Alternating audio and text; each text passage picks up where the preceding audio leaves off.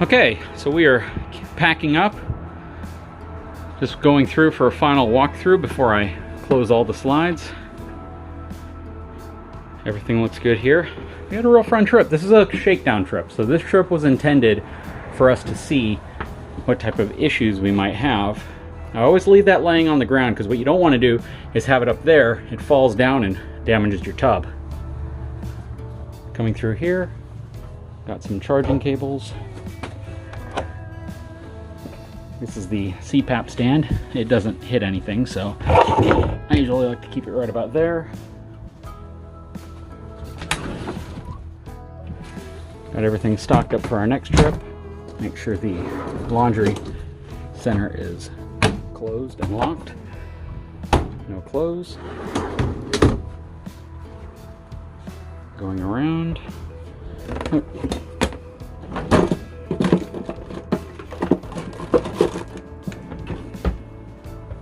Okay, I like the fact that they put a slide controller right here so I can go ahead and pull the slide in back here and see if I'm possibly going to make contact with anything. Again, a lot of cool features on these pads. I just wish it was illuminated like that, maybe a little bit dimmer at night, but these are battery powered, so that might be an issue. But maybe even if they put the lettering in white, but then it'd be hard to see the backlight through. Really cool system. Very motorhome-like. Just wish it was a little bit more user-friendly in terms of being able to see it. I always hold down my Schwintek button for about 5 seconds after the slide is completely closed. That's a big thing that people don't often do. And the reason why you do that is because if you don't, you might have one side in further than the other, and the system needs to calibrate essentially every time you pull it in or put it out. So if you hold it for another 5 seconds, you know that both motors have fully either extended or retracted the slide. Have everything for the shower in the sink, so we're good there. Have the door pinned open. This goes back and locks into place like that. I love the fact that this coach has a master light switch button so I can turn all the lights off at once. Everything is in order here. Let me go ahead and take the paper towels. I'm going to put these inside of a cabinet.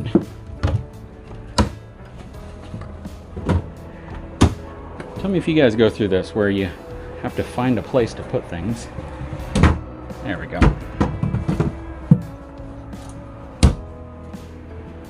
I think that's it. So we are ready to go ahead and close up these main slides and we'll be ready to head out.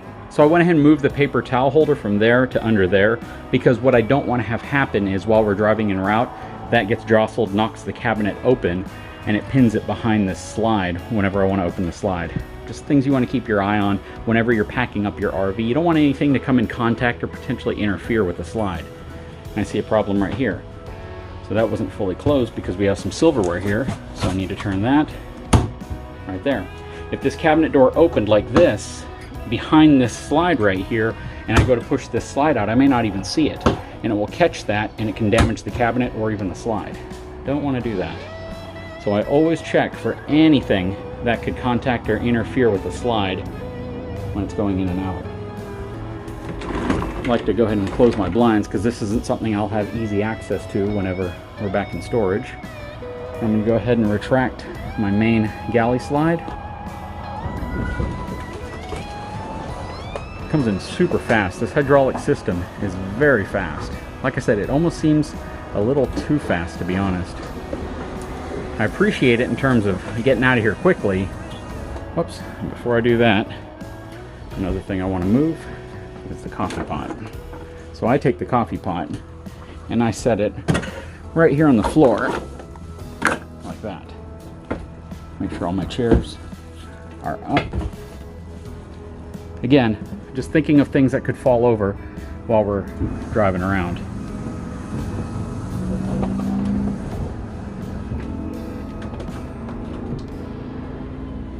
There we go. All the slides are in. You can see how little space there is, and you can also see if that cabinet door had swung open while we were driving and I went to push this slide out, that could have been big problems. Okay, so we are all buttoned up, ready to get going. I like to shake my steps off by lifting them up right about to here, and I shake them off a little bit, put it all the way up, lock it in place. Everything is secured inside. Go ahead and close the door tight. You'd be surprised how many of these doors open up. And then close your arm rail over it. I'm gonna do a quick walk around to the exterior. Make sure I don't have any wheel chocks. Make sure all my pads for my levelers are put away. Doing a quick lighting check on the back here. Already checked my side lights. Got my hazards on. Now, just need to reel in the power cord.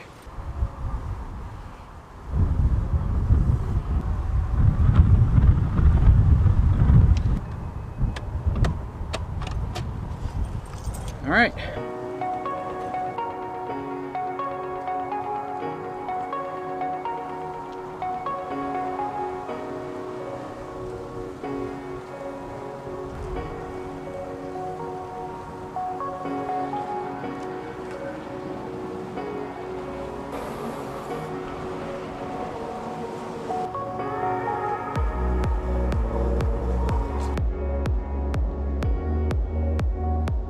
So we're heading out. We had a really great time here at Blazing Star RV Resort in San Antonio, Texas. We stayed at one of their super sites up front. I believe they're about 80 bucks a night. Can't remember entirely what we paid, and then I paid an extra 25 to hold the specific spot that we wanted. But one thing to keep in mind, and this is anytime you're leaving an RV park, you want to pay really close attention to what surrounds your RV. This unit here is roughly 43 feet long, and because of that, you can run into some complications when you're pinched between trees. And the maintenance shed's right here, and there's usually a truck parked right here. And when that truck is right there, I would have absolutely no way of getting out of this spot pulling straight out, simply because I can't cut as far over as I need to execute the turn without hitting this tree. So I called the front office and they asked the maintenance gentleman if he would just move his truck so I could pull out. But that's just something you have to think about when you have a very long, tall fifth wheel and you're dealing with a spot that has plenty of length. It was easy enough to get into, but the challenge again is sometimes getting out. And when there's a pickup right there, making this turn was very, very difficult. And I'll kind of show you what I mean. So the front of my truck was right about here, right? And to turn, I need to pull this way, then cut over right about to here, and then start turning the front. So the front's gonna come around like this of the truck. Then I'm gonna swing it this way, come back this way and out. And I probably took every bit of this pad right here to make that turn. And the tires still came to within a foot of that tree. So a lot of things you have to look at. And you also have to pay attention to what's up top because the tree kind of curves over. So if your RV starts to lean because it goes into a little dip there, you wanna make sure that you're not scraping anything up top here on anything that could be right there. Just things to think about whenever you're packing up and you're leaving or when you're arriving. You have to have really great situational awareness. And what oftentimes helps is just forcing yourself to believe that even you can make a mistake. No matter how long you've been doing it, no matter how experienced you think you are, if you become complacent, complacency is the #1 cause of experienced RVers experiencing difficulties.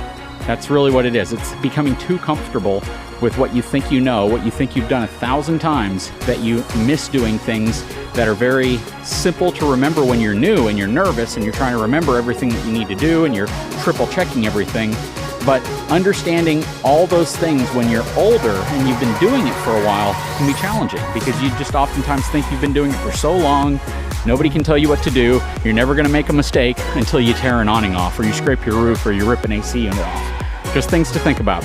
Anyways, guys, we sure hope you enjoyed our trip out here. If you haven't had a chance, please take a moment, subscribe to my channel, give me a thumbs up, and we'll talk to you again very soon.